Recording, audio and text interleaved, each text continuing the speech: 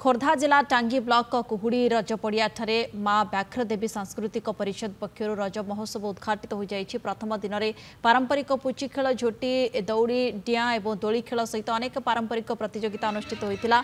विभिन्न प्रतियोगिता कृतित्व अर्जन कर प्रतियोगी मानक अतिथि मान द्वारा पुरस्कार प्रदान कर एक सभा अनुष्ठित होता। सभा को आनुष्ठानिक भाव में Annapurna finance CEO doctor Sanjay Pattanaik उद्घाटन करथिले। पर राज्य स्तरीय मुक्त नाटक प्रतियोगिता होइतिला। प्रथम राति रे जगतसिंहपुर मंच मंजुल कला संगठन पक्षर मंचस्थ होइतिला सामाजिक नाटक ए आखि कांदुछि तोरी पाई। नाटक सहित मीना बजार सेल्फी पॉइंट रो भरपूर मजा नैथिले दर्शक। ए वर्ष मध्य एक विराट कार्यक्रम नहीं 14 तारीख रु 18 तारीख पर्यंत ये सांस्कृतिक महोत्सव ये आरंभ कर प्रत्येक दिन संध्यारे एठारे सांस्कृतिक कार्यक्रम मान ओडिशा तथा ओडिशा बाहर विभिन्न कलाकार माने आसुचंती।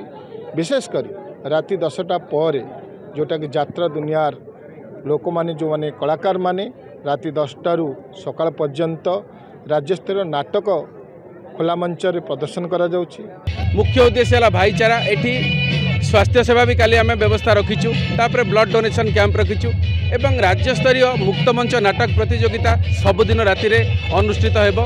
यात्रा भी होउची एठी समस्त सांस्कृतिक कार्यक्रम इत्यादि और समस्ते एठी बहुत खुशी भी जना पडुसंती कारण आमे एठी बहुत खेलिबार सुयोग पाउछु और एठी ब्लड डोनेट भी करबा पे कैंप खोला जायछि और काली स्वास्थ्य रोग चिकित्सा भी काली कैंप खोला जायछि। तो एति कहबी रज उत्सव एमिति चली था।